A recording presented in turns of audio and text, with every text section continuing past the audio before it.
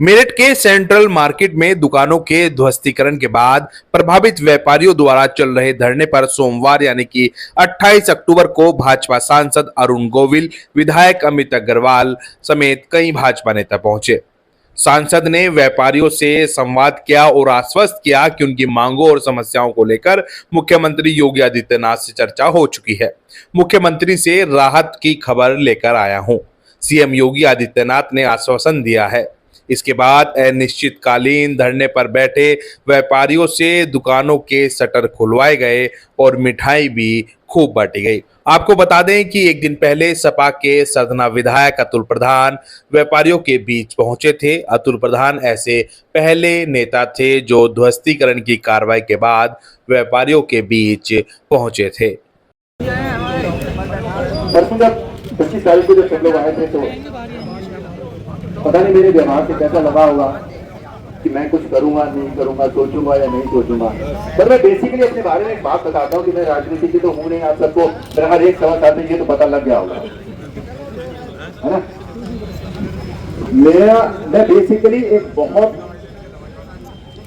सरल, सहज और संवेदनशील व्यक्ति। दुख मुझे बहुत जल्दी छूता है किसी का, सुख नहीं छूटा मुझे किसी का भी, क्योंकि मेरे पास मेरे मन में बहुत बड़ा है मेरे पास सुख, लेकिन सुख मुझे बहुत जल्दी छूटा है। मतलब इतना दुख छूटा, मैं आपको एग्जाम्पल दे रहा हूँ, मैं विषय से अलग हटके जा रहा हूँ। अरे जी, जब हमारे यहाँ ये फिल्में बनती थी ना पारिवारिक, अब तो पारिवारिक फिल्में बनती नहीं है, पारिवारिक फिल्में बनती थी जब, उसमें अगर मालिक नौकर को गले लगा ले तो मेरी आंख में आंसू आता था। भाई अगर भाई को गले लगा ले तो मेरी आंख में आंसू आता था। इतना संवेदनशील व्यक्ति हूं।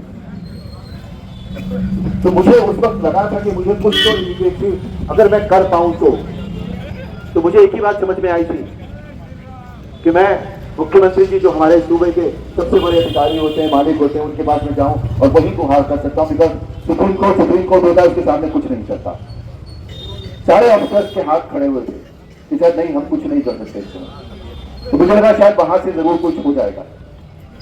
तो मैं वही सोचकर, और ये देखिए ये होना था कि मुझे अगले दिन का ही अपॉइंटमेंट मिल भी गया और मैं बगैर किसी को बताए। मैं एक चीज में और बिलीव करता हूं कि कोई भी काम, क्योंकि राजनीति की नहीं हूं, राजनेता नहीं हूं, इसे शोर मचाकर नहीं करता, चुपचाप कर देता। मैं वहां चुपचाप बगैर किसी को बताए, ये तो पता था कि मैं नहीं हूं शहर में, मैं कहीं बाहर जा रहा हूं, कहां जा रहा हूं किसी को नहीं बताता। मैं वहां गया, मुख्यमंत्री जी को मैंने जो भी मैं बता सकता था वो, अगर आज का अखबार आप देखिए तो उसमें बहुत सारी बातें मेरे मुख्यमंत्री जी के फोटो के साथ छपी हुई है कि मैंने उस लेटर में क्या लिखा था और मैं क्या बोलकर आया उनको। छोटी बातें थी कि इस वक्त जो भी उनकी मदद, हमारे व्यापारी भाइयों की मदद जो हो सकती है वो कर दी जाए, उनका पुनर्वास वो कर दिया जाए, और लीगली इस जगह का भी जो ध्वस्त हुई है इसको अगर हम लैंड यूज या जो भी यूज होता है उसका भी हम चेंज करके तो यही फिर से उनको बचाया जा सके, तो उसका भी ध्यान रखा जाए। यानी जितने विकल्प हो सकते थे वो सब मैंने मुख्यमंत्री जी के सामने प्रार्थना के रूप में रख दिए थे।